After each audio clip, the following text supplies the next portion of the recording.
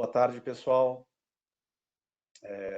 Começamos aí um pouquinho atrasado, a gente está esperando aí as pessoas conectarem aqui no nosso evento, então acho que a gente já pode começar. Meu nome é João Alberto Panseri, eu sou sócio líder da KPMG aqui para o Estado do Paraná de auditoria e também sócio líder para clientes e mercados para a região sul do país. Então é um prazer ter vocês aqui conectados com a gente para esse segundo evento online que a gente vai fazer aqui para falar um pouquinho de consumo e varejo no Brasil, né? Vamos falar um pouquinho sobre o futuro do consumo e varejo no Brasil. E para isso a gente tem aqui alguns convidados muito especiais. A gente da KPMG traz o Fernando Gamboa. O Fernando, ele é nosso sócio responsável aqui por varejo e consumo na KPMG Brasil. Então, uma pessoa com uma experiência aí bastante grande aí para compartilhar umas experiências bem legais com a gente. A gente tem também os nossos convidados, a Ana Luísa Ferrão, diretora-geral da Gangue, que é uma loja, que é uma empresa, na verdade, de moda juvenil, moda infantil, moda jovem, situada principalmente no Rio Grande do Sul, mas com lojas também em Santa Catarina e comércio online. A gente tem o Juliano é presidente da Marisol, líder no Brasil para vestuário infantil, também com insights muito legais aí que ele pode dividir com a gente. E o Marcelo, que é o CFO e cofundador da Madeira Madeira, que vocês também já têm ouvido falar muito. A empresa recentemente foi avaliada em mais de $1 bilhão, uma nova unicórnio aqui no estado do Paraná, que enche a gente de orgulho. Então, espero que a gente tenha um evento produtivo. Vocês vão ter a oportunidade de colocar aí no chat as perguntas de vocês. A gente também aqui tem perguntas já que a gente vai passar para os convidados, né? E a gente espera, então, que a gente tenha uma interação muito legal aí para esse evento. Então, com isso, eu chamo o Fernando. Fernando, você está com a gente aí? Sim, Panseri, está me escutando bem? Ótimo, te escuto sim, cara.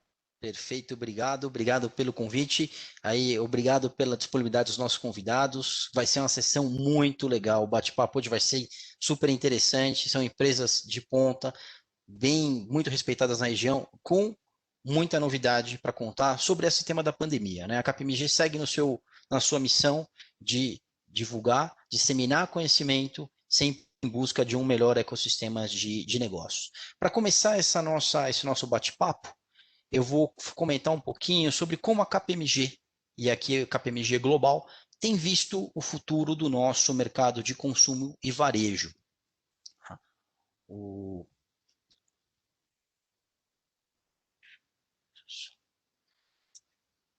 E para começar aqui a nossa conversa, quero comentar um pouquinho sobre 4 grandes tendências que a gente tem visto muito acontecer e se intensificaram demais durante essa pandemia. A gente está falando de março, né? A pandemia ela começa, né? Infelizmente, oficialmente no Brasil, em março, entre 15 e 19 foram quando a gente notificou os primeiros casos, e desde lá muita coisa aconteceu, né? E acho que a principal mensagem é que o setor de consumo e varejo se adaptou, né, muito rapidamente a tudo isso e segue muito produtivo.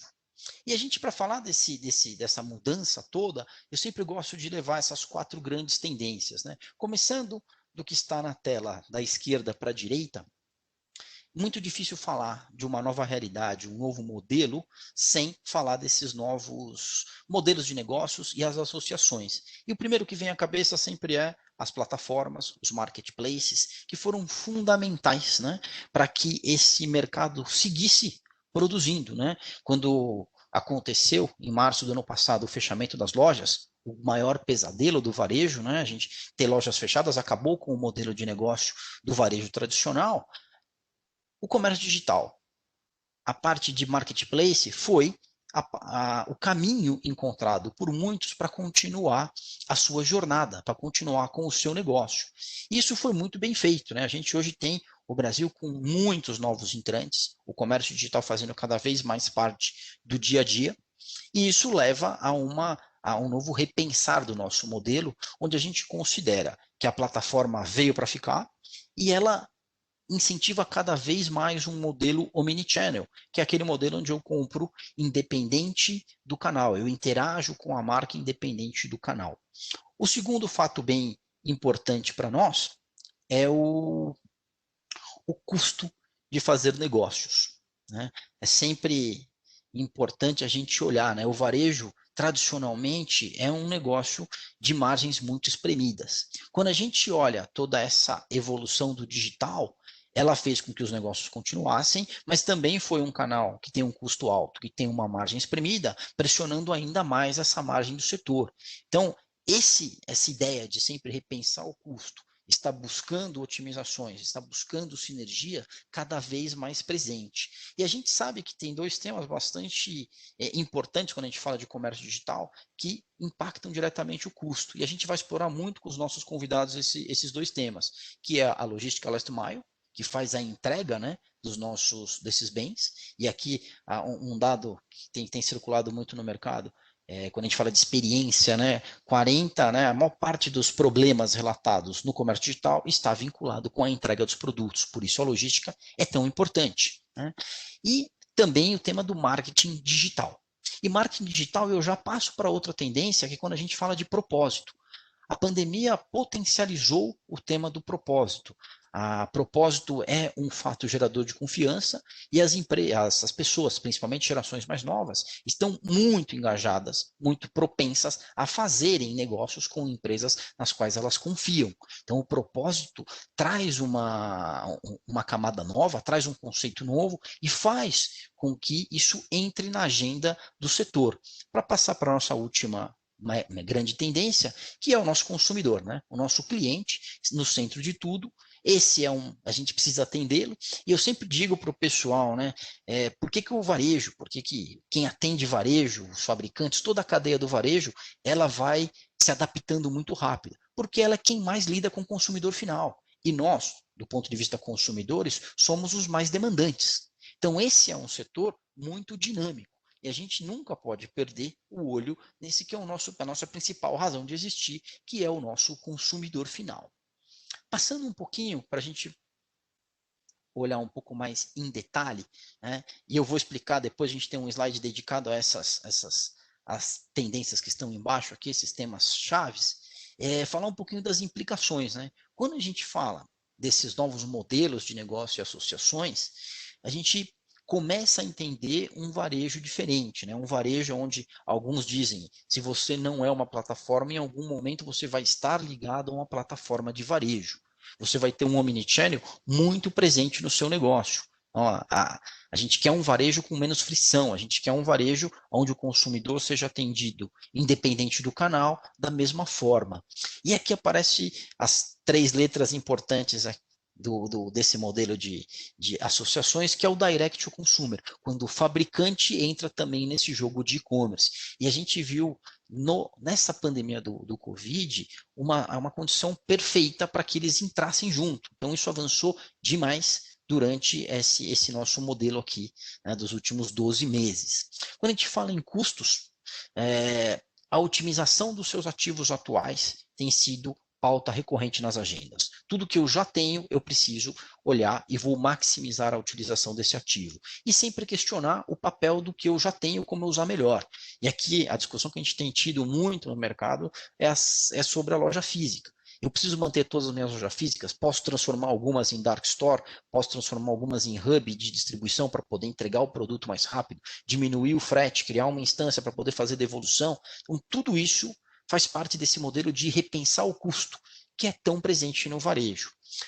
Indo para o lado propósito, a gente sabe que esse consumo consciente está cada vez mais presente. Então, a gente tem um modelo onde o engajamento se torna fundamental, segurança é algo imprescindível e a responsabilidade social das empresas ela fica cada vez mais clara e declarada a todos quando eu coloco o conceito do ESG nessa minha equação. E por fim, a gente sempre tem o tema do nosso consumidor. A gente fala das pessoas no centro, a segurança primordial, a experiência cada vez melhor com menos contato e um tema que a gente nunca pode esquecer quando a gente fala de Brasil. Preço é muito importante. Preço determina compra no nosso país. Indo um pouco mais no detalhe, começar aqui nas pessoas do centro, e a gente queria focar nesse tema da segurança. Quando a gente fala de segurança, não é só segurança para quem vai a um local físico fazer essa compra, também para quem trabalha nesse local. Eu preciso dar segurança para quem trabalha, preciso dar segurança para quem visita, para quem faz essa compra. Hoje de manhã a gente divulgou um dado bastante interessante. O Covid já é a terceira maior fonte de afastamentos de trabalho. Então, cresceu demais a quantidade de afastamentos em função da Covid.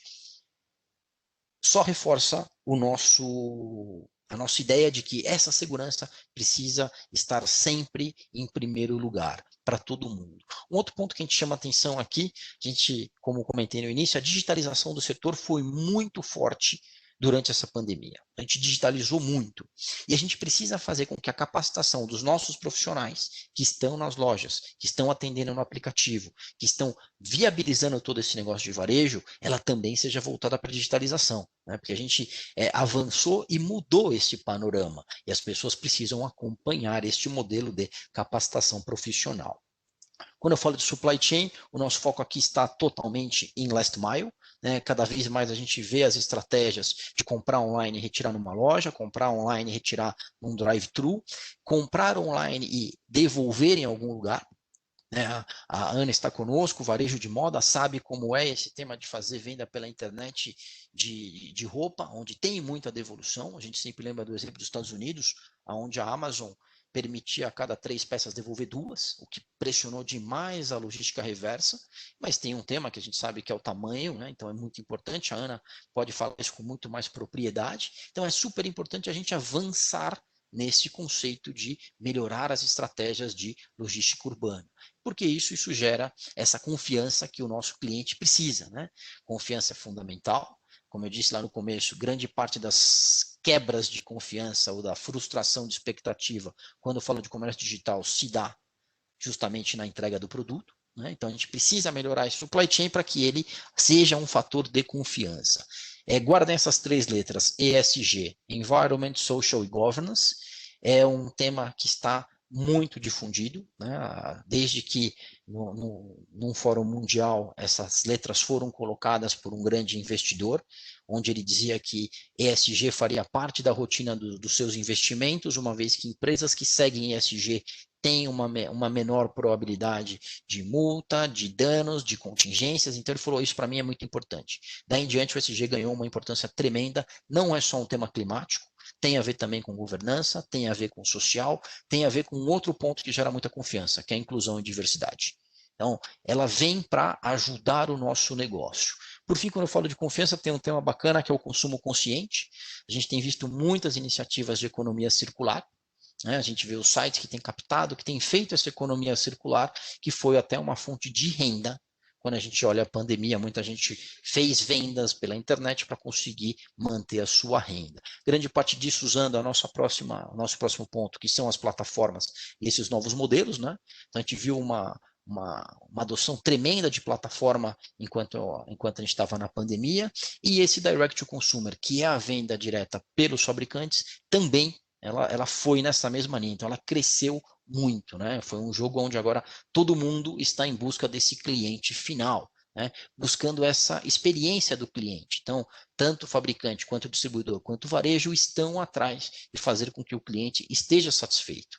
E aqui vai ter um tema que a gente vai também explorar com os nossos convidados. Quando a gente fala de experiência, a gente também vai falar do marketing digital. E o marketing digital hoje, ele está bastante utilizando-se de influenciadores. E esse era um negócio novo, né? A gente começa a trabalhar, começa a entender e aprender a trabalhar esta parte, que antes não tinha. Ela começou a se fazer ali de uma forma mais vamos tentando, e agora a gente já usa isso com muito mais assim, abrangência, né? Um outro ponto que eu sempre gosto de tocar são os dados. O nosso negócio, o negócio do varejo, ele gera muito dado. É incrível o volume de dados que o varejo gera, e esses dados podem ser usados para tomada de decisão, para direcionar o nosso negócio de forma muito mais assertiva e menos empírica. Então, acho que a gente avançou demais nas ferramentas de análise de dados, e a gente sempre faz uma ressalva quanto à utilização desses dados. Como consumidora, eu quero que me entendam melhor, eu quero receber propostas personalizadas, eu quero compartilhar, desde que esse dado não seja vazado. Então, quando a gente fala de dados, é sempre importante fazer o uso dos dados de forma absolutamente correta e ética, de acordo com o que a nossa LGPD determina. E isso faz parte dos dados, né? A gente vê muita gente falar, eu quero dar meus dados em troca de algo, mas eu não quero que eles sejam expostos para todo mundo, né? Durante a nossa pandemia, a gente viu muita ação de colaboração e cooperação. A gente vai tratar aqui, de novo, com os nossos convidados, exemplos bem bacanas de como as empresas se engajaram e ajudaram a gente a passar pela pandemia de forma menos impactante do que foi. Os exemplos são muito legais. E aqui eu sempre trago essa informação, né?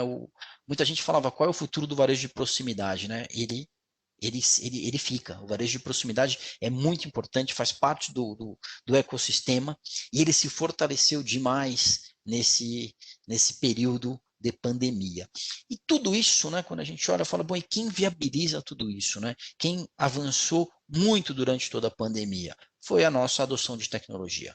A intensidade tecnológica aplicada durante esse período foi tremenda. A gente viu muita gente adotando, gente desengavetando o projeto da gaveta, falando, cara, eu preciso colocar isso no ar. Projetos que demorariam 5, 6 meses foram colocados em pé em 40, 45 dias. Então, a gente viu uma adoção muito bacana, colocou o varejo num patamar diferente. Quando a gente olha todo o setor hoje, está muito mais digitalizado e avançado do que estava antes. E a gente ainda tem muito por vir. Quando a gente fala de 5G, o 5G ainda vem para trazer muito mais capacidade de processamento, capacidade de processamento em real time, tratar um volume maior de dados. Então, a gente vai ainda ver bastante coisa de legal no tema de tecnologia, sem nunca esquecer da nossa parte de segurança cibernética.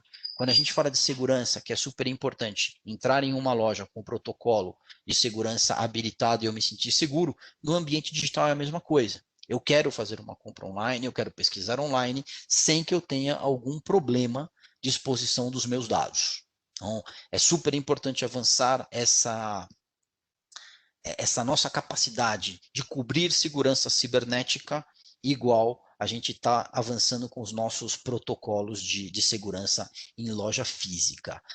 Com isso, Panzeri, eu termino a minha parte. Como eu havia adiantado a vocês, a minha câmera parou de funcionar, mas não se preocupem, vocês não perdem nada em não me ver.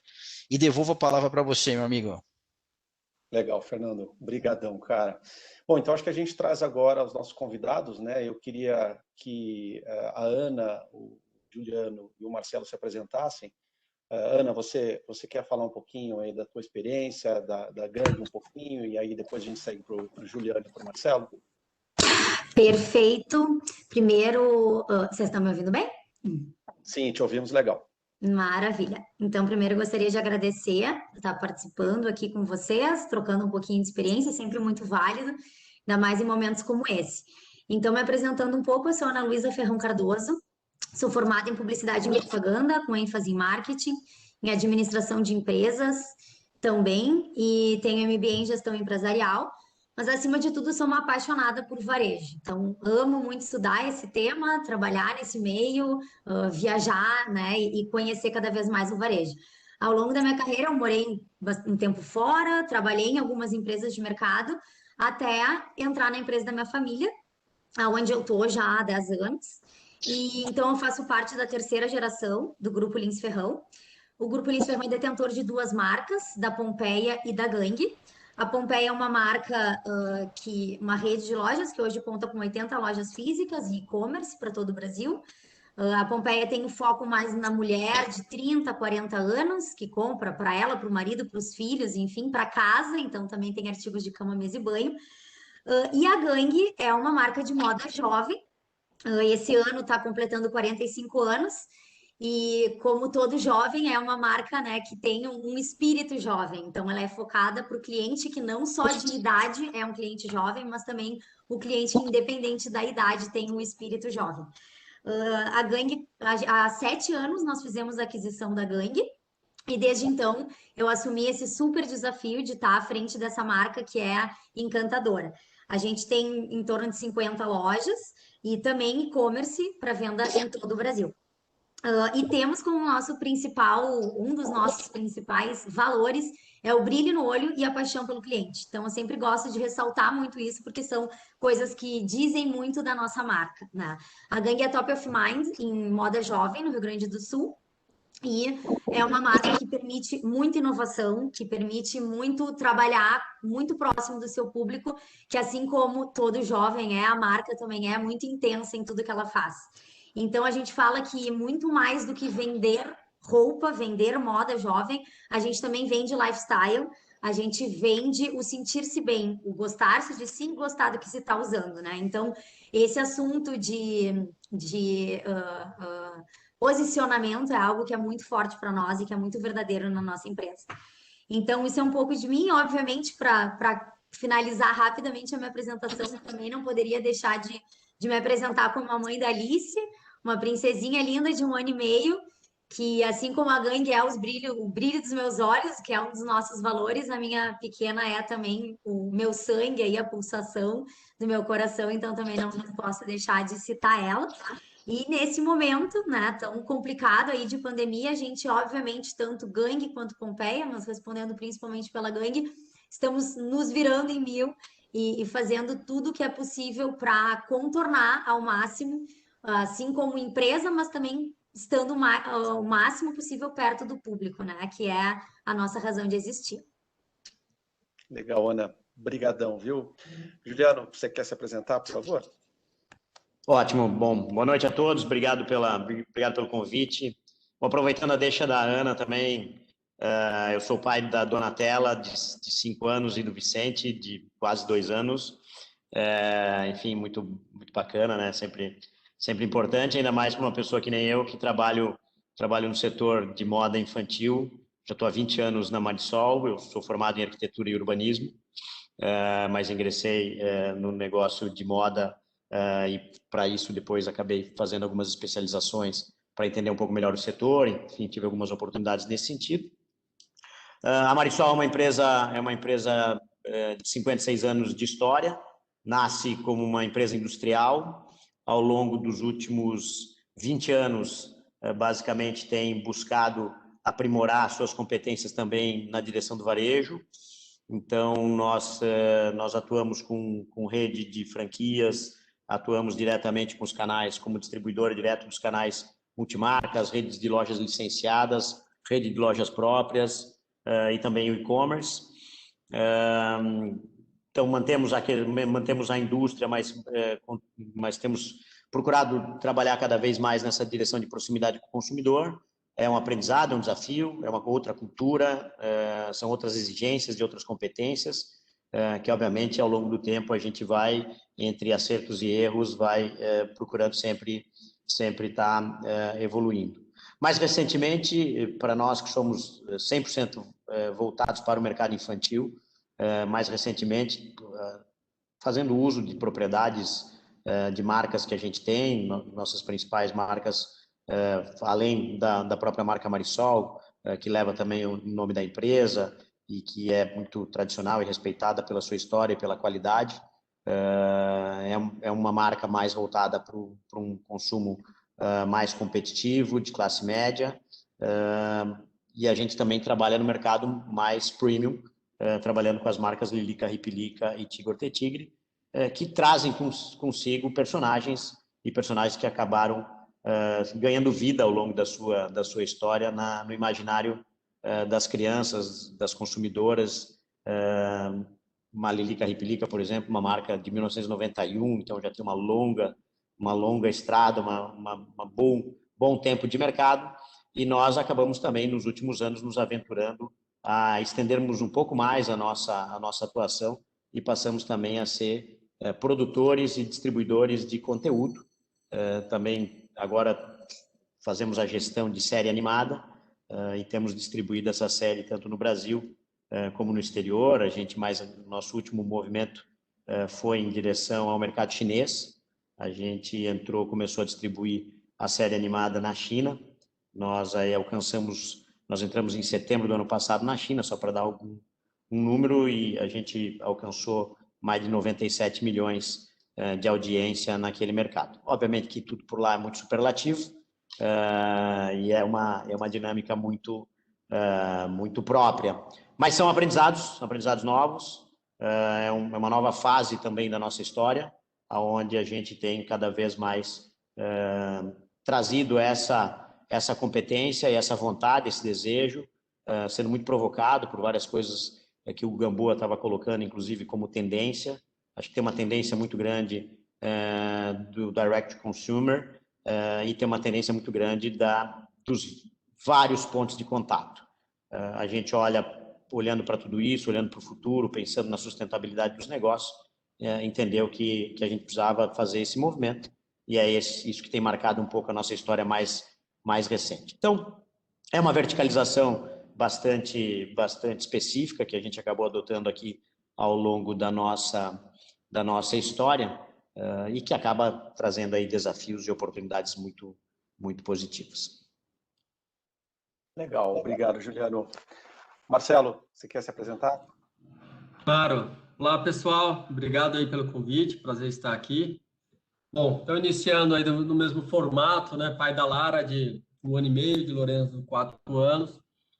O estudo no Brasil, algumas formações no Brasil e algumas experiências de estudo no exterior, mas minha grande escola realmente, com certeza, foi a Madeira, né?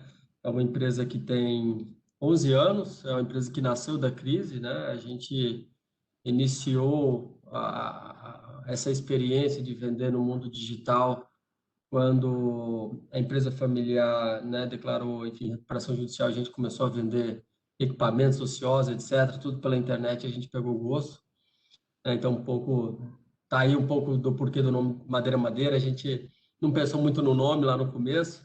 Poderia ter sido pior, né? A gente chegou a pensar em chamar de pisos online, né? Naquela época era tudo, você botava online.com.br, né? Como se já não fosse claro que era um site.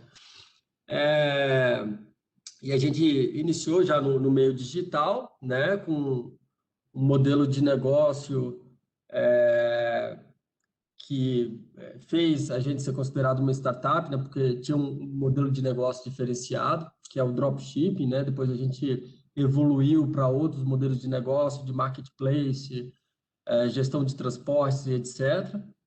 É uma empresa que a gente tocou 3 anos aí sozinhos, né? Fez o bootstrap, e depois iniciamos uma série de rodadas desde 2012 até a última rodada que aconteceu agora no início do ano. Então, hoje a empresa conta com 13 investidores, bastante governança, bastante report aí que a gente tem que fazer, né? É uma empresa líder no mercado online, já com mais de 2 milhões de produto. E é uma empresa com uma cultura muito intensa e muito forte. Então, tudo que a gente faz realmente com muita paixão, com muita intensidade.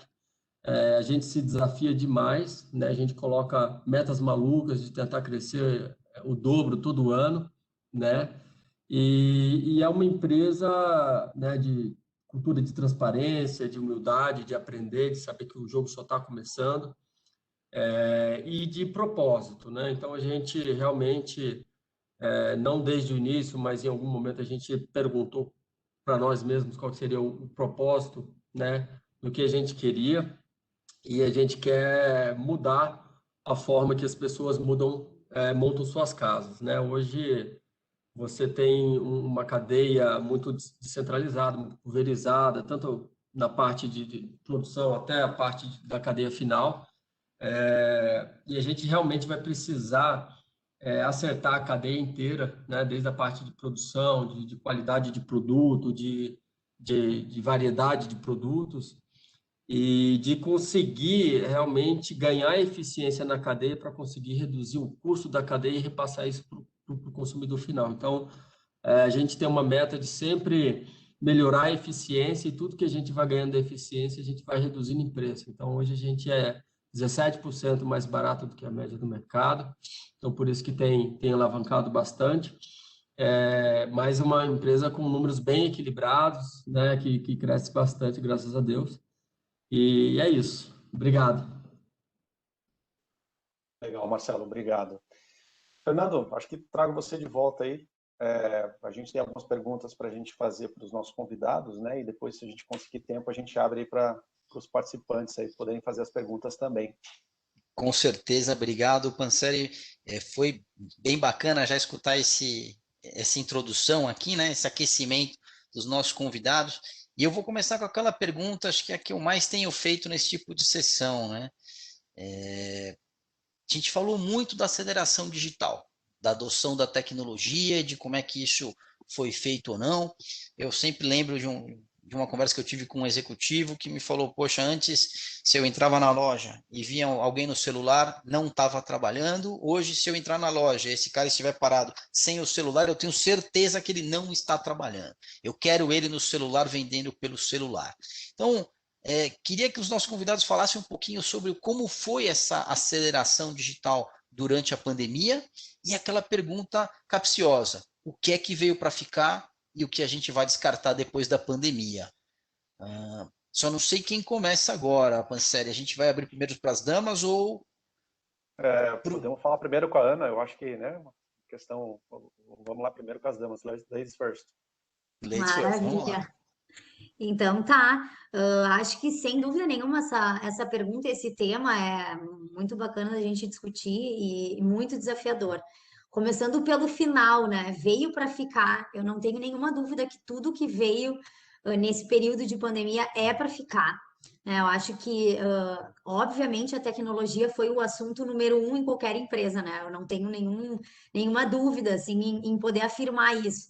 Quer seja em investimentos em quem trabalha, obviamente, no e-commerce, quem não trabalhava com e-commerce se viu obrigado de alguma forma a trabalhar.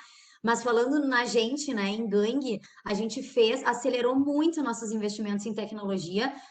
O que tínhamos em planejamento para trabalhar nos próximos 3 a 5 anos foi feito em meses, né? Em um ano, sem dúvida nenhuma. Então, a gente investiu bastante em toda a nossa plataforma de e-commerce, até no meio disso, inclusive resolvemos mudar de plataforma para ter mais força e ampliar ainda mais as possibilidades que a gente tinha no nosso site. Investimos bastante em logística, muito focada, mais uma vez, no nosso e-commerce, para poder estar mais próximo, mais rapidamente dos nossos clientes. Esse, inclusive, é um assunto, né? Até quando o Gamboa estava falando ali inicialmente, que é um assunto que vem muito sendo trabalhado, enfim, e sem dúvida nenhuma para nós também é algo que a gente começou e acelerou o início desse investimento em logística, mas é algo que a gente ainda está investindo bastante e é algo que veio para ficar e ainda precisamos acelerar, né, para estar mais rapidamente na mão dos nossos clientes. Mas falando nisso, foi sim uma das coisas que a tecnologia também nos propiciou, que é, obviamente, o comprar e poder retirar nas nossas lojas, né? Essa integração de estoques, enfim, que possibilita o produto chegar mais rapidamente no nosso cliente. Assim como fazer parcerias com outros parceiros logísticos para também acelerar essa entrega, né? Nós nos aventuramos nesse período em começar a trabalhar também com alguns daqueles lockers, né? E para facilitar a retirada dos produtos para os clientes, mas isso é algo ainda incipiente no grupo, que a gente ainda está fazendo alguns testes e avaliando o quanto de fato é válido ou não. Mas, falando, né, em tudo isso, dessa aceleração, outra coisa muito bacana que a gente fez e que era algo que a Gangue já trabalhava, mas que a gente botou um gás bem grande e vem nos dando um retorno muito significativo, é o Gangue na sua casa. Uma modalidade que, se a gente for retroceder aí uns 5 anos atrás, a gente não pensava muito em... A gente já trabalhava com isso, mas não era algo tão forte. E hoje virou uma super ferramenta para nós nesse período de pandemia, que é levar os nossos produtos até a casa dos nossos clientes, né? Não só por via e-commerce, mas também com todo o trabalho dos nossos colaboradores, através das nossas 50 lojas. Então, tivemos momento em que as lojas ficaram completamente fechadas e, obviamente, a gente não pôde fazer isso, mas assim que as lojas voltaram a abrir, e mesmo em período em que as lojas estão fechadas para os clientes entrarem nas lojas, mas estão possibilitadas de que os colaboradores possam estar dentro delas, a gente faz isso de levar os nossos produtos até a casa dos clientes, com sacolas bonitas e podendo fazer uma surpresa também para muitos clientes, né? A gente usa o nosso CRM, então todo o cadastro dos nossos clientes, e faz sacolas personalizadas para eles e leva até a casa deles. E o retorno que a gente tem é algo muito legal e muito significativo. A gente recebe inúmeros áudios dos clientes dizendo: nossa, no meio de tudo isso, a gente enclausurado, né? Cheio de receios, cheio de anseios, e receber uma moda jovem, bacana, atual na nossa casa é muito legal. E isso deixou a nossa família mais feliz e retornos como esse. Então é algo bastante legal. Outra coisa que também a gente acelerou e possibilitou foi dar cupons de desconto nesse momento, né? Super necessário trazer o produto de alguma forma. A gente é uma empresa que trabalha com um produto de um valor agregado bom, mas ainda assim um valor um pouco mais elevado, né? Então, cupons de desconto foram muito válidos, e também porque essa modalidade a gente trouxe o ganho para todos, né? Então, todos os colaboradores da empresa passaram a ter um número, né? E o seu nome, na verdade, e isso gera um percentual de desconto para o cliente que compra e também gera um percentual da venda em cima desses produtos que o colaborador vende, para ele poder depois também gastar na nossa loja, né, na nossa empresa. Então, isso não só para quem é vendedor final, obviamente, mas para toda a empresa, para todo o administrativo. Então, também foi uma ferramenta bacana que a gente passou a usar, que não usava antes e que está nos dando um retorno legal. Mas em termos de e-commerce, obviamente foi o pulo do gato, né? E é onde a gente está tendo um crescimento maior. No último ano, a gente teve 50% de crescimento no nosso e-commerce, e nesse ano, já nos 3 primeiros meses, nós passamos já de 60% de crescimento no e-commerce. Então, são números bem bacanas, assim como a venda dos nossos vendedores de loja física através da ferramenta, né, da plataforma online. Isso já era algo usual na Gangue, mas que não tinha uma força tão grande como está tendo agora. Então, o nosso número cresceu 500% da venda dos nossos colaboradores de loja física na plataforma e-commerce. Então, essas são as principais ferramentas que a gente vem usando, fora, obviamente, todo o mercado digital, o marketing digital, que é algo muito forte na nossa empresa, mas que a gente vai falar um pouquinho depois. Legal, Muito legal. bacana, muito bacana. Brigadão. Quem passa para a segunda aí? Juliano ou Marcelo? Quem quer seguir? Pode seguir, Juliano. Vamos mantendo essa mesma sequência aí. Não, tranquilo. Obrigado, Marcelo. O que veio para ficar, eu acho que ninguém tem dúvida disso, e até porque é muito uma questão de contexto, né? É uma questão de contexto e uma questão de comportamento humano, né? Eu acho que se a gente tentar sempre recuperar a história, as coisas elas precisam ter o momento certo para elas estarem acontecendo, e isso não é mais, essa questão digital não é mais uma imposição nem do varejo, nem da indústria, ela é ao contrário, né? É uma imposição do consumidor que já tem o digital na sua rotina e, obviamente, tem feito ao contrário, né? Tem exigido dos negócios que se adaptem ao seu comportamento. Se a gente recupera um pouco a história, né, Gamboa, se a gente pegar, se perguntar para alguém se alguém lembra quem era o Simon, né, provavelmente não vai lembrar do Simon, mas o Simon foi o primeiro smartphone, em 1992, da IBM, que na prática, né, foi importante, porque deu início à série, mas ele não pegou. Não pegou porque não tinha contexto e não tinha demanda. Era obviamente outra tecnologia, outro tempo, etc, etc. E o smartphone de verdade foi o primeiro que pegou, que começou a revolucionar tudo, foi o iPhone, que veio 15 anos depois. E é a partir do iPhone, é a partir do smartphone, independente da marca, mas é a partir da tecnologia, que mudou completamente, só que a gente nem percebeu, né? Então, acho que muito das tendências até, Gamboa, que você estava colocando no início, elas são reflexos dessa revolução digital, porque a revolução digital, eu acho que é a grande globalização que nós tivemos nos últimos anos. Falou muito de globalização, da integração dos países, mas eu sempre gosto de uma reflexão que traz que a grande globalização que houve é a globalização da informação, né? Está acessível. E esta informação acessível é que pressiona tudo, né? Essa informação acessível que pressiona o custo das coisas, a percepção de valor ou a percepção de preço das coisas, escancara a questão do propósito, se tem propósito, se não tem propósito. Num tempo um pouquinho mais distante, a discussão, você era impactado por uma determinada mensagem publicitária e você tinha uma tendência de acreditar nela, porque, enfim, você não tinha como ir lá checar essa informação. E a revolução a acessibilidade das informações, elas foram uma grande revolução a partir da tecnologia e do uso exponencial dessa tecnologia. Isso deu um poder para o consumidor, evidentemente, muito grande. E depois nós, nesse contexto todo, nós como indústria, como gestores de marcas ou como varejistas, a gente, no fundo, está correndo atrás dessa quase imposição que as pessoas têm colocado. É óbvio que a gente muitas vezes tem a grande oportunidade, o grande poder de trazer isso de uma forma mais amigável, de trazer isso de uma forma mais pertinente, porque não é só o fato, né? Acho que a Ana estava trazendo alguns exemplos da gangue, não é só o fato, mas é a forma, né? É a forma como você também usa essa tecnologia que vai mudar muito a percepção que esse consumidor tem, essa reação positiva também, como foi alguns exemplos e depoimentos que a Ana também trouxe. E a gente também seguiu muito isso, né? Eu acho que no nosso caso, eu não considero que nós estávamos atrasados digitalmente, mas a gente também não estava super avançado. Evidentemente, o ambiente do ano passado super acelerou, né? Super acelerou, inclusive, diminuiu um pouquinho a própria resistência que muitos traziam, sejam internos, sejam externos. Resistência, muitas vezes, da cadeia de valor, né? De muitos dos lojistas, de alguns dos vendedores, que apesar do depoimento, que eu super concordo, a gente entrava nas lojas e via uma vendedora no celular, achava aquilo horrível, ela estava perdendo tempo, ela não estava fazendo o papel dela. E hoje a gente acha que ela tem que estar no celular.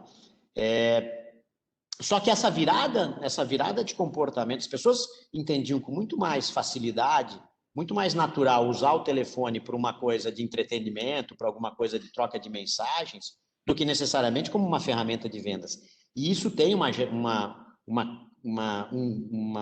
grande desafio cultural também que a gente tem enfrentado. Então, aqui a gente tem procurado também, da melhor forma possível, com as nossas equipes internas, acelerar o máximo possível, nos adaptando às tecnologias presentes. Fizemos também muito desses movimentos, para não ser repetitivo, os exemplos já colocados, mas também fizemos desses movimentos, colocamos, inclusive, todos os colaboradores, inclusive da indústria, como vendedores digitais.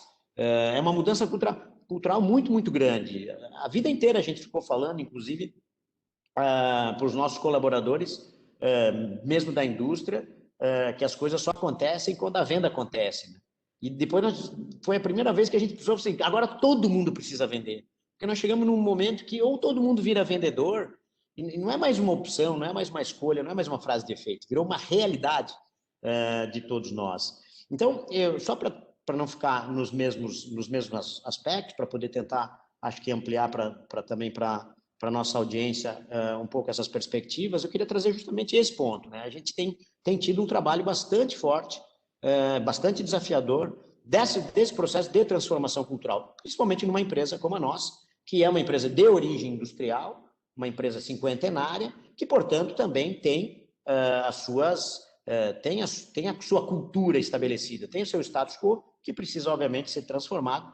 A gente não tem uma empresa nativa digital, a gente tem uma empresa tradicional migrando para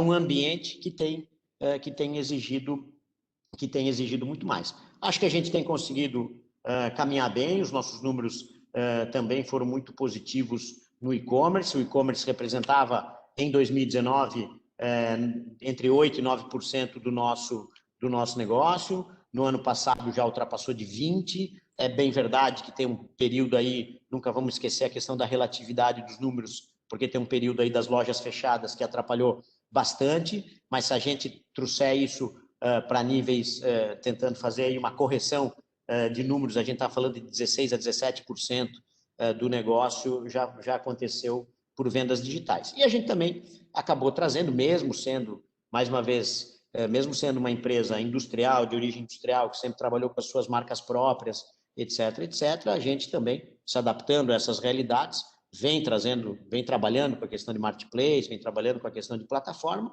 mas também a gente, no ano passado, conseguiu fazer uma virada de chave, que além de participar de marketplace de terceiros, a gente conseguiu iniciar o nosso próprio marketplace. Conseguimos trazer empresas que têm outros atributos, com marcas respeitadas. Para dar um exemplo, a gente fez um acordo com a Philips para trazer toda a linha de produtos da Avent, que faz toda a puricultura leve, que tem, obviamente, tem super conexão com o nosso público, com o ambiente que a gente atua do mercado infantil, super complementar, conveniente, quer dizer, sempre a lógica da conveniência. Eu acho que esse é um ponto chave nessa história toda. Consumidor cada vez mais quer menos fricção, e eu acho que a gente tem tentado trabalhar um pouquinho com essa agenda. Então, Gamboa, só para dar um overview, a nossa perspectiva tem sido mais ou menos nessa direção.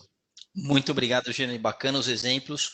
Agora vamos escutar o Marcelo, né? Acho que é o nativo digital. Ele agora vai dar uma visão diferente para enriquecer esse nosso debate, né? Vamos lá. Agora vamos virar as coisas de cabeça para baixo, né? A gente vem do mundo digital, né?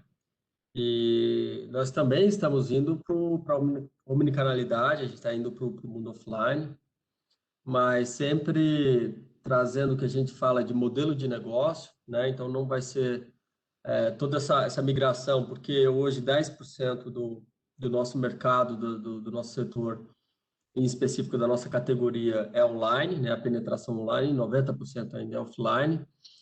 E como nas nossas projeções a gente sempre tem que crescer muito mais rápido do que a própria penetração está crescendo, tem algumas formas de você não começar a inflacionar o seu gasto com marketing ou de divulgação de venda. Uma é você procurar mais canais de venda, né? Outra é ter mais produtos, né? E lógico, várias features aí dentro de um site para trazer mais soluções também. E aí, quando a gente já está como o primeiro do online e já começa a ter uma pressão por inflação de manter preço baixo, cada vez mais baixo, para continuar crescendo a passos largos, ou um gasto de marketing, um PDI muito forte, a gente acaba sempre ou procurando mais produtos para poder divulgar e tirar essa inflação do marketing, ou um novo canal de venda. E aí nós estivemos na Índia visitando um novo modelo de negócio lá, numa empresa chamada Pepperfry, e a gente trouxe esse modelo para o Brasil, que é um modelo de guide shops, né, para móveis, e isso está sendo também uma tendência para o mundo offline, até porque funciona muito bem, porque as pessoas vão numa loja de móveis, compram um sofá e não esperam levar o sofá nas costas, né? Um pouco diferente, às vezes, de comprar uma roupa, né? A pessoa já sabe que ela vai comprar e vai ter que ter o produto entregue em casa. E se a gente conseguir entregar num prazo mais rápido do que quem tem um estoque, né?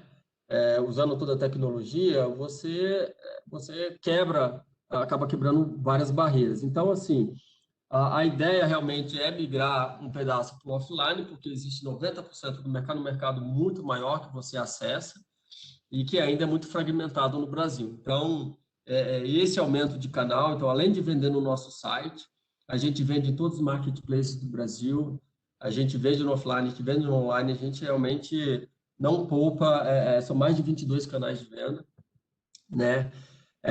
E o mercado nunca vai ser só online ou só offline, a penetração vai subindo bastante, a China com um terço lá, liderando essa questão da penetração online, né? O mercado dos Estados Unidos, por exemplo, a gente já vê já 16, 17, até 20% de penetração em modelos de categoria igual o nosso, e a gente ali ainda era 7 antes da pandemia, chegou a subir para 17, né, naquele pico, porque a gente pegou duas ondas. A gente pegou a onda do online, porque as pessoas não podiam sair de casa, e a gente pegou a onda da casa, porque nossas categorias são produtos para casa. Então, realmente deu um bump muito grande, de chegar a triplicar o tamanho da empresa em alguns meses. É lógico que isso depois foi se assentando, primeiro, porque as restrições começaram a ficar menores, e segundo, porque acabou o produto. Não tinha mais produto para vender, não tinha mais matéria-prima. Acho que todo mundo agora está sofrendo com a inflação de produtos de uso e consumo e bens duráveis, né? Então, houve realmente uma aceleração. Geralmente existe uma curva, a tecnologia, ela tem uma curva e a adoção daquela tecnologia ela é bem tardia, ela funciona num passo mais lento. Mas depois que houve essa questão das restrições, etc., a adoção ela subiu na mesma velocidade que a criação da tecnologia. Então, por isso que realmente houve um boom aí nesse meio digital. E tudo se trata de solução, né? O online, por que o online está sendo bom agora, etc. Porque foi uma solução encontrada. E a solução do mundo online, ele se trata de preço, você ter prazo, personalização, né? Informação, bastante informação e variedade. Então, são alguns desses componentes que realmente fazem você ter um ganho relevante aí no mundo online. Eu acho que no mundo offline é um pouco mais difícil demonstrar isso, né? Mas no online você consegue realmente personalizar, coletando muito dado de cliente e entregando uma experiência mais personalizada para ele, né? Então, outra coisa que é muito importante para quem está migrando para o online é realmente tratar como uma empresa à parte, né? Então, você não pode ter decisões que impactam online por causa do seu offline, né? Existe muito a questão das pessoas entenderem o online só como mais um canal de venda. Não é uma empresa à parte. Tá? Então, se você tomar decisões, vai ter conflito de canal, e começa a amarrar aqui porque não pode fazer isso por causa do offline, e etc. e tal, não adianta, você vai estar competindo com pessoas que não têm esse tipo de restrição, né? Então, você não vai conseguir jogar igual. E hoje você pode separar muito dessas plataformas. Lógico, você existe o e-commerce, que a gente chama de 1P, que você compra e vende o produto, e o marketplace, né, que é o 3P, que você intermedia a venda. Então, hoje, por exemplo, a Madeira trabalha com os dois, ela compra e vende alguns produtos e intermedia outros, né? O importante é que a gente tenha a maior variedade de produtos para o cliente final, para casa, né? Não interessa se a gente que está vendendo, se é o parceiro que está vendendo. A gente tem que ser um home destination. Então, por isso que eu falo sobre solução. E separando um pouco mais sobre categorias, existem os generalistas, né? O Mercado Livre, que mais de 20 anos só no 3P, só no Marketplace, agora está começando a comprar e vender produto porque está acirrando, está vindo D2C, que são fabricantes e importadores vendendo direto na plataforma. Então, assim, a competição está muito acirrada e, por exemplo, o Mercado Livre tomando decisões de importar produtos, né? Coisa que eles nunca pensavam fazer antes. E você tem a B2W, que também é sempre um P3P junto, a Magazine Luiza, e esses são os generalistas, né? Via Varejo, a Amazon, e você tem os de nicho, né? Então, nós somos os de nicho. A diferença é que a gente consegue entregar uma experiência um pouco mais personalizada. Por exemplo, quando você vai comprar móveis, você não sabe, por exemplo, você quer um sofá de 2 lugares, você não sabe exatamente a marca e o modelo que você quer. É uma coisa navegada, é explorada, né? Como eles falam nos Estados Unidos, not search, it's browse. Você navega, você não procura, né? Então, você vai navegando e a experiência dessa navegação é que dita muito da conversão que você vai conseguir ter nas vendas. Então, ou você realmente vai generalista, que hoje já está tomado o espaço, né? E hoje estão surgindo muitos e-commerces que estão conseguindo realmente triunfar aí. Eles são de nicho, né? Eles apresentam soluções mais adequadas e específicas para aquela categoria, coisas que os generalistas não conseguem fazer, tá? A questão de data é muito importante, não são resultados, números financeiros, isso é só uma parte, tem muita coisa de customer data, né? Então, hoje em dia, você tem que ter uma customer data platform que vai coletando dados do cliente, device que ele entra, quando que ele entrou, o que que ele fez lá dentro, quanto tempo ele ficou, quantas páginas ele andou, se o cara colocou no carrinho, se ele converteu, se ele não converteu. Então, até a questão da sequência, para você também ter recompra, porque hoje os indicadores que importam para o mundo online não são os números financeiros. Os números financeiros refletem o que foi atingido no passado. O que interessa são os units econômicos. E, basicamente, são dois, né, no mundo online. É o lifetime value, ou seja, o quanto, né, assim que você traz um cliente, o quanto que você consegue trazer, enfim, de valor para dentro da empresa, monetário mesmo, né? Pô, tem uma margem, cada vez que esse cara entra aqui, eu ganho 20% de margem, na média eles entram 3 vezes na minha loja. Então, você compõe o seu lifetime value. Então, quanto mais ele continua recorrente, comprando e você mantendo a experiência, melhor o seu lifetime value. E o outro é o CAC, que é o custo de aquisição do cliente, que é o quanto que custou para trazer ele para dentro da plataforma. Então, você tem, de um lado, quanto que você gera de margem, né, ao longo enquanto ele está comprando dentro do seu negócio, e do outro lado, o custo. Um dividido pelo outro é o ROI. E o importante é que essas análises e cohorts, elas mostrem uma tendência positiva, porque isso é o que mostra a sustentabilidade futura de um negócio. Não adianta, às vezes, você estar com um número bom, de repente, seu custo de aquisição de clientes está estourando, significa que você não está conseguindo reter, você não está conseguindo atrair cliente. Então, é um pouco aí, os unit econômicos são bem importantes também para drivar o sucesso de uma plataforma online. Obrigado. Legal, Marcelo. Obrigado, cara. Bom, vamos para a próxima pergunta. O Fernando, talvez aqui, de novo, voltando para a Ana, a gente queria entender um pouquinho, Ana, como é que foram essas ações, as iniciativas que vocês aí fizeram para enfrentar de maneira positiva aí a pandemia, né? Todo esse problema que a gente está tendo aí de afastamento e tudo mais. Então, eu queria ouvir um pouquinho de você, o que a Gangue fez aí em relação a isso. Legal.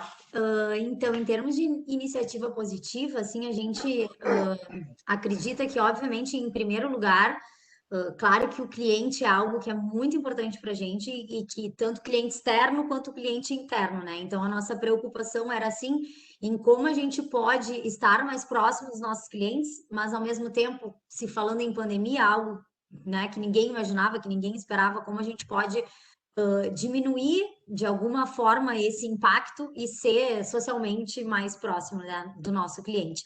Então, em termos internos, tanto o nosso colaborador quanto através dos nossos fornecedores, a gente entende que conseguimos fazer a nossa parte, assim, né? Então, no momento em que muitas pessoas, ainda mais em varejo de moda, assim, e do tamanho das empresas como as nossas, tanto Gangue quanto Pompeia, demitiram muitas pessoas, infelizmente, não tiveram fôlego, né, para aguentar esse processo como um todo.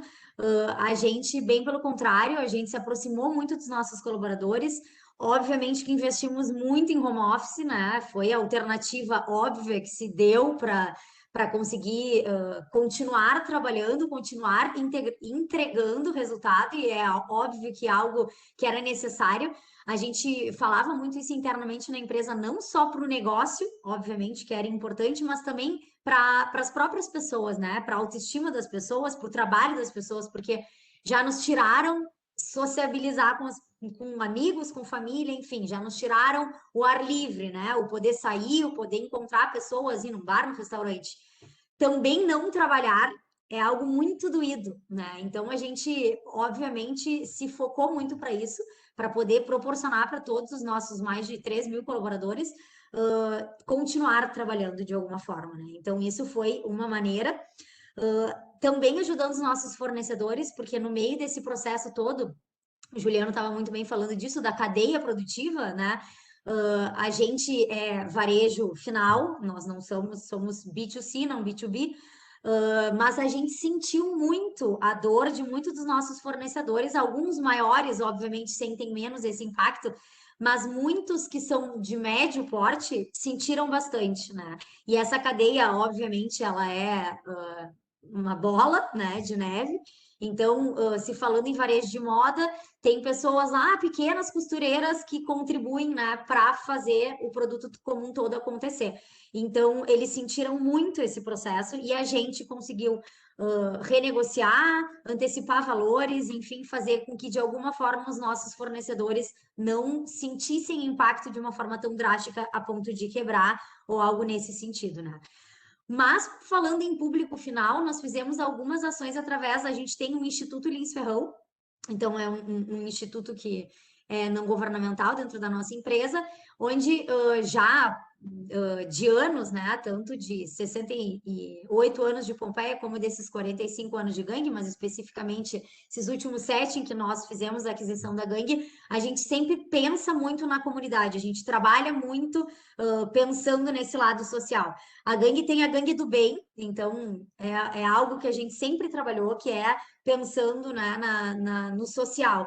E nesse último período, desse último ano, a gente fez algumas ações, como, por exemplo, as bonecas do bem.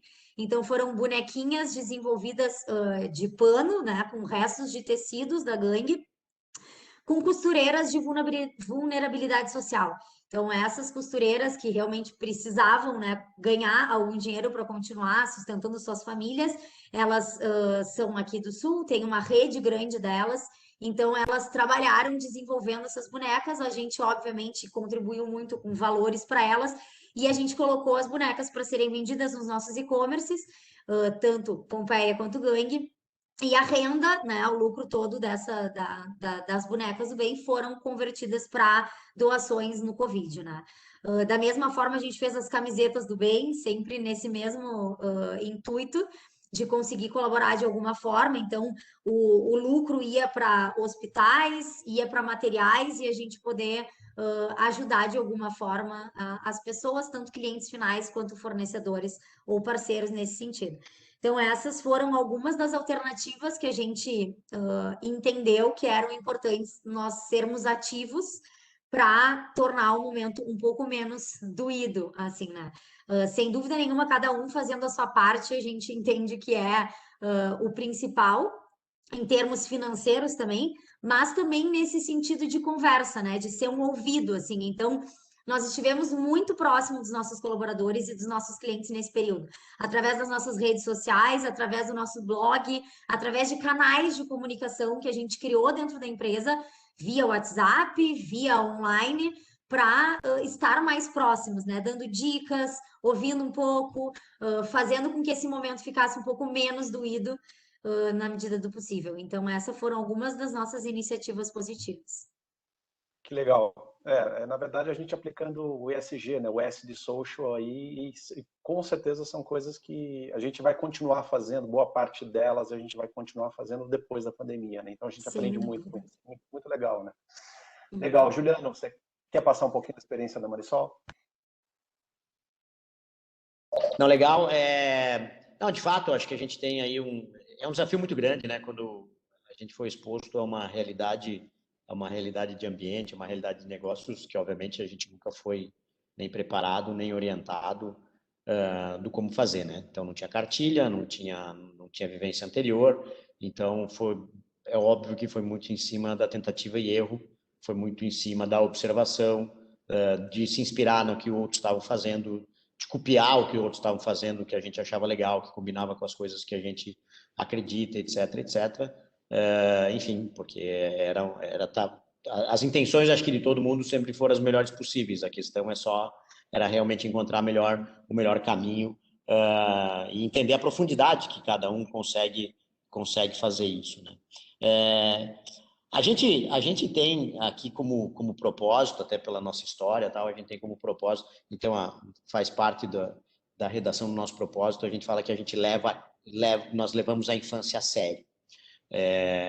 Enfim, obviamente tem um simbolismo, um jogo de palavras aqui, aonde a gente, por conta dessa origem, por conta das coisas que a gente faz, e escolhas que a gente tem que fazer, porque a gente, infelizmente, não tem capacidade de abraçar o mundo, a gente precisa fazer algumas escolhas e começar por algum lugar, e acho que se cada um fizer um pedaço, a gente, no mínimo, minimiza, acho que a gente não resolve, mas a gente minimiza, e essa é um pouco a intenção.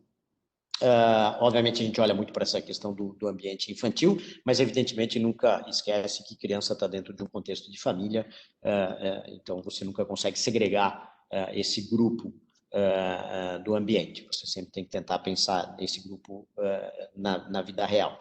Começa, obviamente, dentro de casa, começa junto aos colaboradores.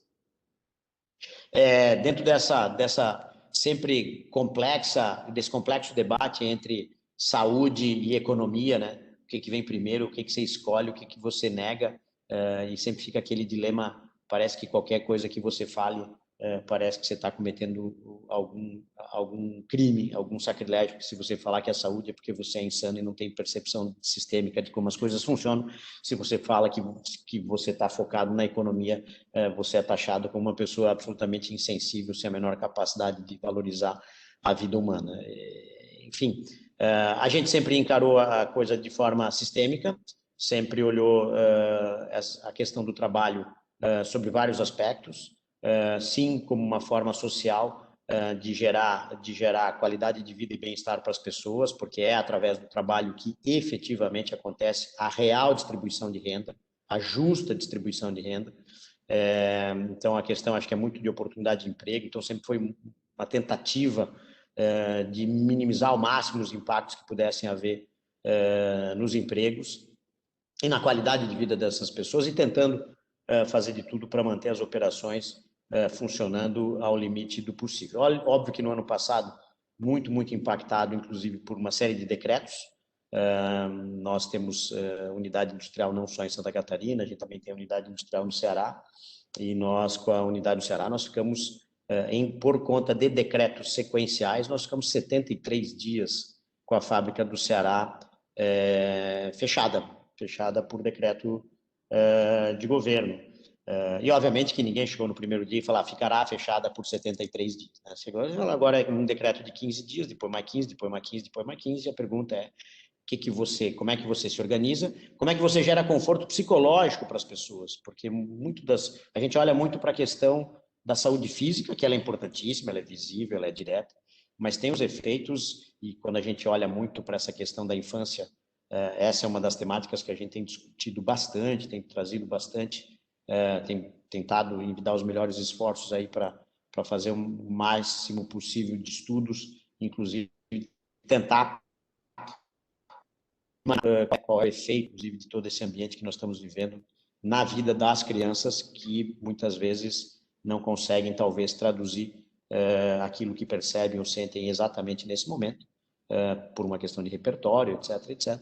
Mas isso não significa dizer que isso não tem um impacto muito claro. Então, a gente, enfim, envidou tudo aquilo que viu como possível, como viável, então, distanciamento, medição, prevenção, tratamento, enfim, tudo que era minimamente viável e acessível para que a gente pudesse disponibilizar aos colaboradores, trabalho remoto para aquilo que era possível, etc., tentando equilibrar ao máximo possível tudo isso. Nas operações de varejo, um dilema até maior, né, porque, obviamente, no ambiente industrial você tem sempre essa questão do controle de acesso, que você, nessas oportunidades, nessas barreiras que acabam sendo barreiras, inclusive, de controle e que permitem tudo isso. Quando você fala de varejo, você pode até ter suas políticas ali para os seus colaboradores,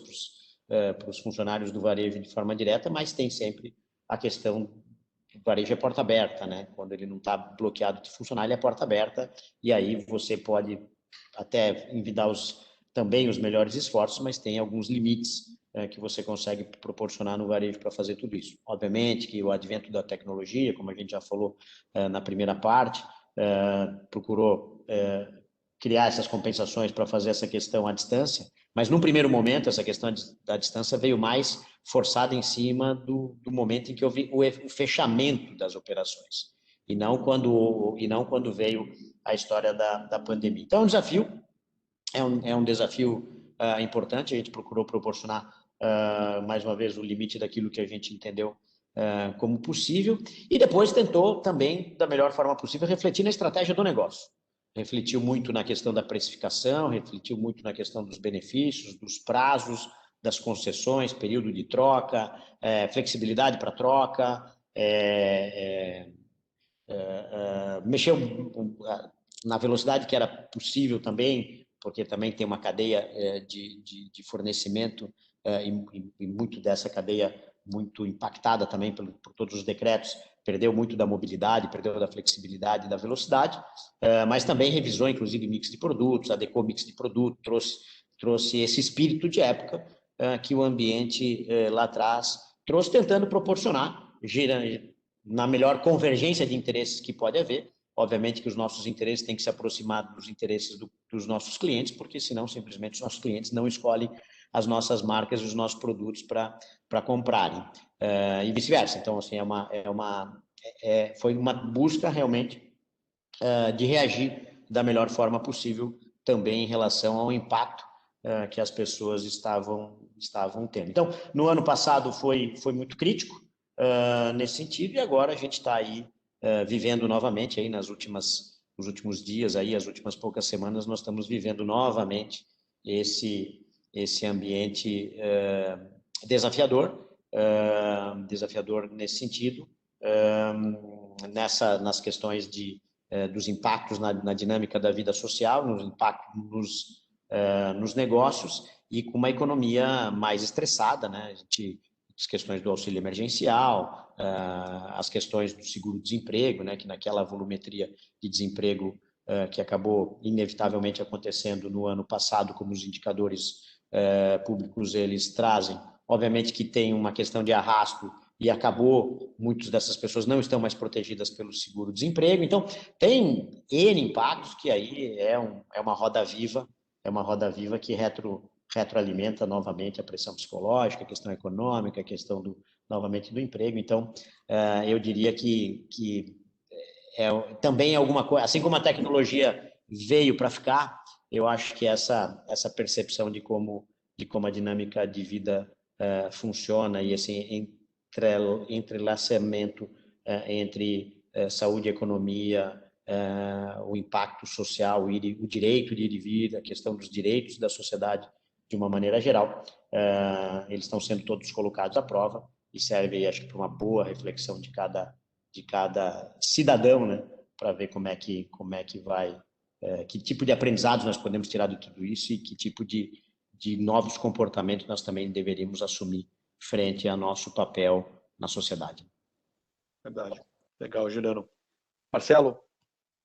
Vamos lá, tentar dar uma... Olhando o time aqui, vou tentar ser bem sucinto aqui, gente. Bom, as medidas home office, basicamente todo mundo home office, fora pessoas que, enfim, tinham que transportar mercadoria, algumas coisas que não dava para fazer. Isso foi feito de forma imediata, né? E enfim, ajudando também os próprios colaboradores a terem condições melhores para trabalhar em casa. Então, foram feitos alguns incentivos e vouchers, etc., para o pessoal dar uma melhorada ali no seu ambiente de trabalho interno, né? Ainda falando dentro da empresa, uma série de programas de saúde física, mental, happy hours virtuais, tudo que você pode imaginar. Até o JQuest nós chamamos lá para tocar para o pessoal, e enfim, a gente tenta tirar o melhor dessa situação toda. Nós, quanto a fornecedores, enfim, stakeholders no geral, a gente reafirmou nosso compromisso, enquanto tinha outros players soltando, né, comunicado dizendo que ia congelar pagamento, a gente mandou um comunicado reafirmando que a gente ia pagar tudo em dia. Chegamos a antecipar custo zero, pagamento à vista, para o pessoal, para a cadeia continuar acontecendo. Isso deu muito certo, disponibilizando espaço para matéria-prima, uma série de coisas junto com os stakeholders, né? A gente gosta muito de relação relacionamento com longo prazo. A gente nunca, orgulhoso de falar que nunca precisou, graças a Deus, postergar o pagamento, a gente sempre honrou.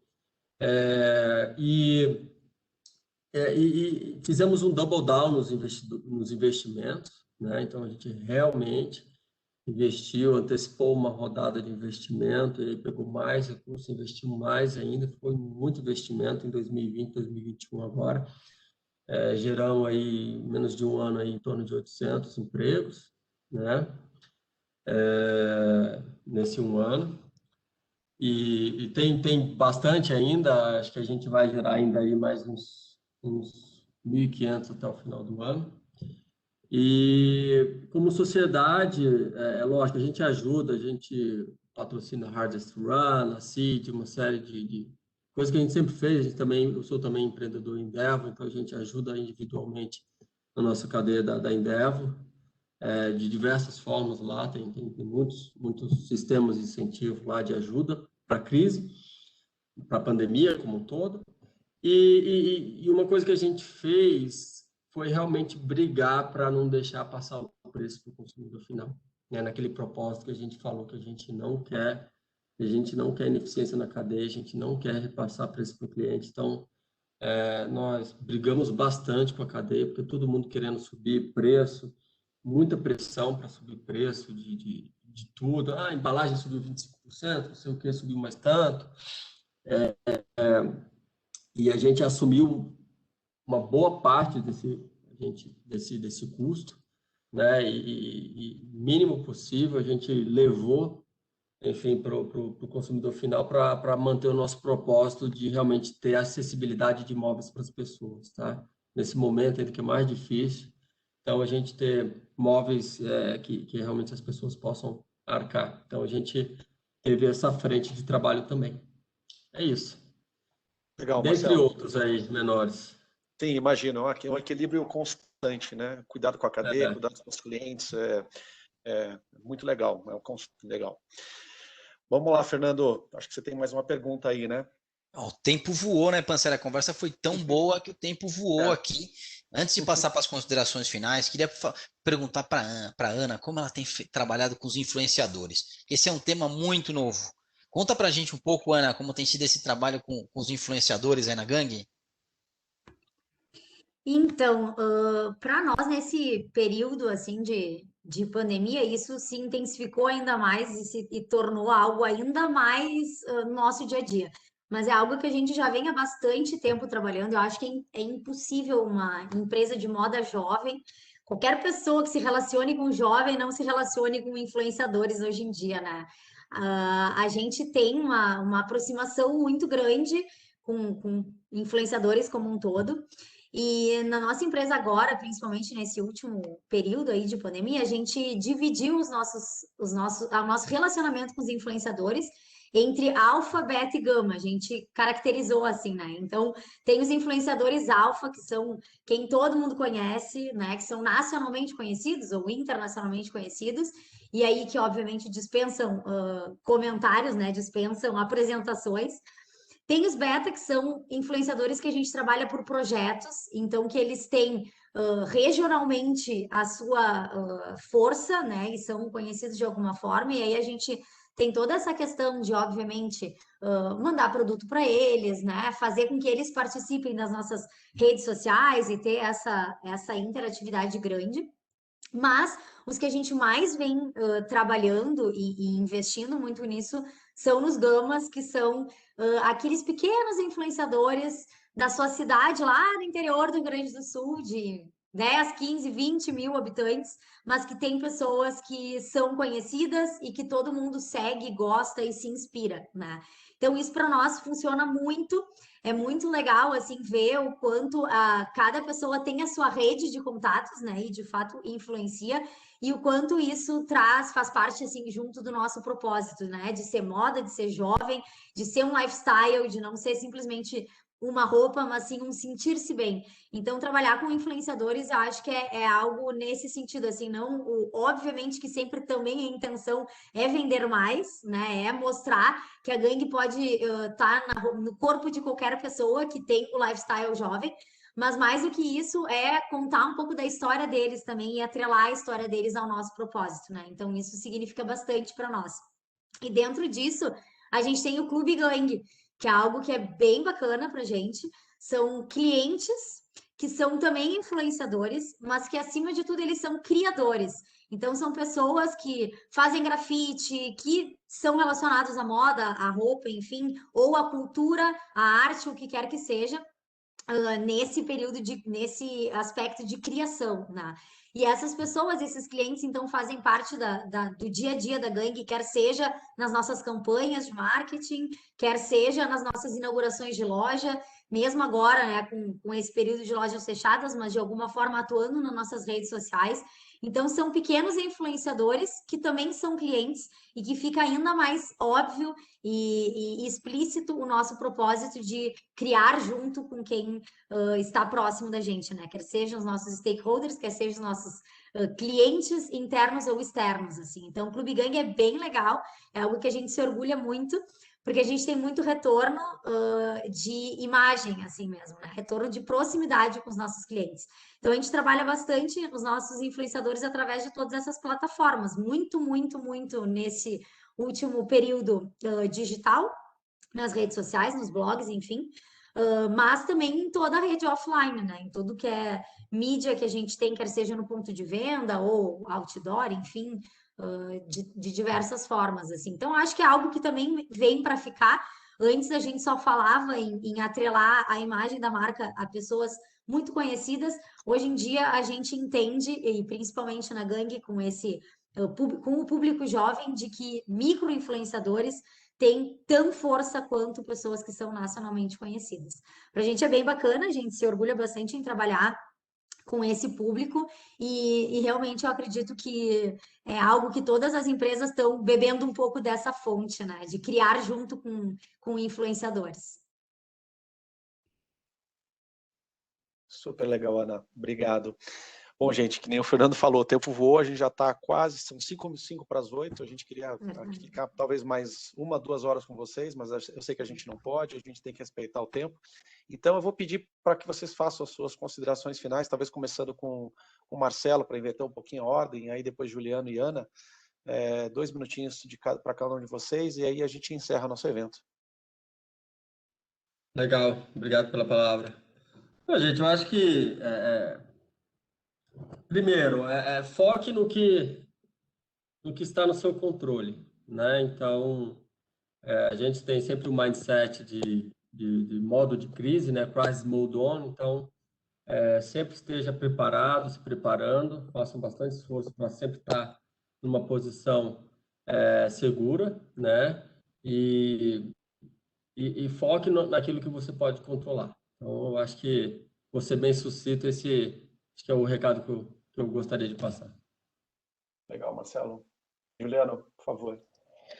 Eu acho que a última colocação, eu acho que a gente tem que se acostumar, nós temos uma oportunidade, talvez nos acostumar, pelo menos essa é a minha visão, de uma mudança importante no próprio modelo de negócio, mas sob a ótica da cultura de fazer negócio.